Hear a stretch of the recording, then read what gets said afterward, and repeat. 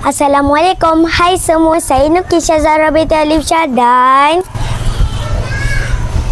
Aufa Anur binti Muhammad Azmir. kami ialah wartawan TV PSS Sekolah Kebangsaan Gedangsa.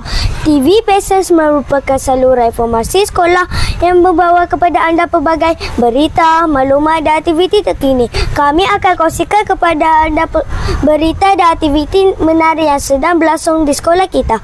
Jangan ke mana-mana, terus bersama kami di TV PSS Sekolah Kebangsaan Gedangsa. Suara sekolah kita. Bulan ini kita sambut bulan kemerdekaan dengan penuh warna-warni.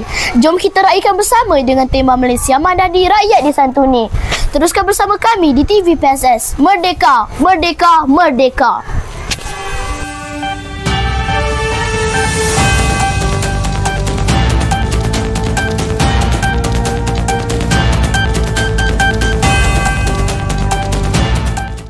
Mari kita saksikan beberapa program sepenuh bulan kemerdekaan yang telah dijalankan di Sekolah Kebangsaan Gedangsa.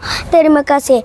Berjumpa lagi di siaran akan datang TV PSS Sekolah Kebangsaan Gedangsa. Suara sekolah kita.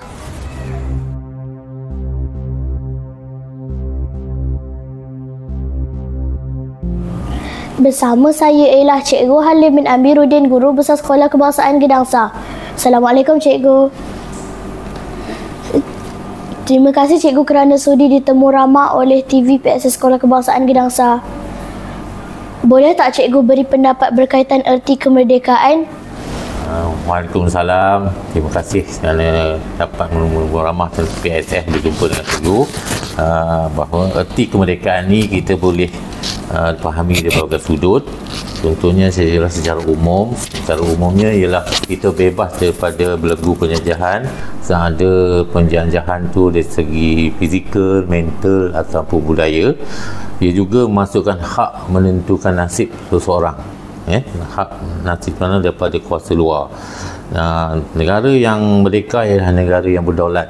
Kita dapat menentukan undang-undang untuk sebuah negara, dan bagi rakyatnya juga, rakyat boleh hidup dengan cara aman, perpaduan dan keharmonian.